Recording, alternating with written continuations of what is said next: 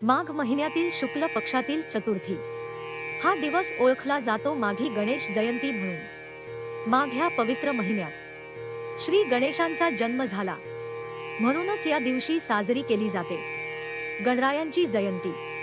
पण प्रश्न असा आहे, हा दिवस इतका विशेष का मानला जातो? पुराणांनुसार आजच्या दिवशी माता पार्वतींनी आपल्या मायेने मातीपासून एक बालक घडवलं आणि त्यात प्राण फुंकले। तो बालक म्हणजे विघ्नहर्ता गणेशा। माता पार्वतींनी त्याला द्वारपाल बनवलं, पण ओळखण झाल्यामुळे भगवान शंकरांकडून एक भयंकर प्रसंग घडला। बाल गणेशाचं मस्तक छिन्न झालं, संपूर्ण कैलास हादरून गेला, मातेचं दुःख असह्य झालं।